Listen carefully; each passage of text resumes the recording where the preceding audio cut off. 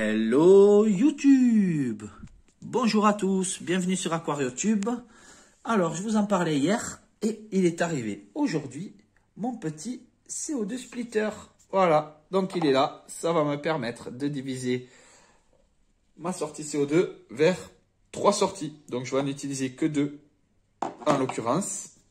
Et je vais aussi en profiter pour installer un compte-bulle en ligne puisque je n'en ai qu'un qui vient s'adapter sur la bouteille, en espérant qu'il pourra s'adapter là aussi. Donc, un compte-bulle en ligne et un clapet anti-retour. Voilà, j'ai tout pris en verre. On verra bien ce que ça donne au bord de l'aquarium. Allez, je démarre tout de suite par l'installation. Donc, on va voir si tout ça s'adapte. Alors, première étape, j'ai débranché l'électrovanne pour couper. J'ai fermé ça à fond. Et je vais maintenant que le bulleur ici ne fait plus de bulles, je vais pouvoir dévisser le compte-bulle. Allez, je dévisse ça et on va voir un petit peu l'adaptation qu'il faut faire. Voilà, j'ai débranché le compte-bulle, le tuyau. Donc, il reste plus que ça. On a déjà le joint en bas. Donc ici, j'ai plus qu'à visser l'adaptateur. Je le visse et je vous récupère. Allez, voilà, ça se monte parfaitement. Donc, j'ai juste mis un tour à la main. J'ai pas utilisé de pince. J'ai forcé un tout petit peu à la main. Pas trop. Il faut pas détériorer les joints.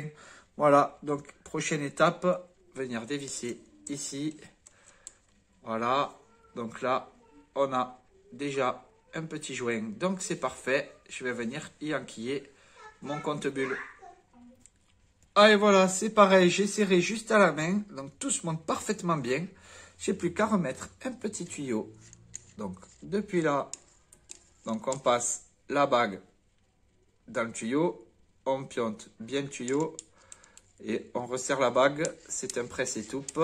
Et ça vient empêcher le tuyau de partir. Un tuyau de là à mon anti-retour ici. Et j'aurai branché mon CO2 sur le CO2 splitter. Après, je pourrais m'occuper de la deuxième sortie. Donc, je vais tout de suite m'occuper de cette sortie-là et je m'occuperai de l'autre ensuite. Allez, voilà, c'est connecté. J'ai réglé mon nombre de bulles. Bon, j'ai un peu galéré, là, ça bulle beaucoup. J'ajusterai tout ça. J'ai plus qu'à connecter une autre sortie vers cet aquarium et on va être bon. Alors, je vais déjà préparer toute la filerie pour aller jusqu'au compte-bulle. Voilà, allez, à tout de suite. Alors, première étape, ça va être de remplir le compte-bulle d'eau. Donc, pour ça, avec une seringue, je vais éjecter là-dedans. Une seringue de testeur des tests d'eau des aquariums. Voilà, alors je vais remplir à peu près jusque là, je pense. Peut-être un peu plus bas, on verra. Voilà, allez, je remplis ça et on voit si ça tient bon. Allez, voilà, j'ai rempli le compte-bulle et j'ai mis l'anti-retour en dessous parce que sinon l'eau tombe. Donc, je ne sais pas trop comment ça marche. Je le mets dans ce sens. Voilà, j'ai plus qu'à connecter tout ça à la bouteille et on est bon. Et voilà, ça y est, tout est installé. Donc, je pense que c'est bien dans ce sens qu'il fallait mettre le compte-bulle, l'anti-retour. Et ensuite, on part jusqu'à la bouteille de CO2.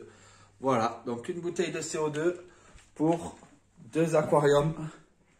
Un là-bas et un là-bas qui maintenant est éteint. Voilà, donc c'est bon. Maintenant, les plantes, je pense qu'elles vont se mettre à se développer très très vite dans ce bac aussi. Voilà, donc affaire à suivre. Je réglerai le nombre de bulles plus tard. Là, l'électrovanne est coupé et le CO2 ne se diffuse pas. Je vais éteindre la lumière. Voilà, j'espère que cette vidéo vous a plu, que vous avez vu un petit peu comment installer le CO2 et au passage que les CO2 splitters existaient. Donc voilà, je vous ferai peut-être un retour à l'usage un peu plus tard. Là pour le moment, c'est tout neuf. Allez, à une prochaine sur AquarioTube. Si cette vidéo vous a plu, pensez à liker ou à vous abonner. Merci.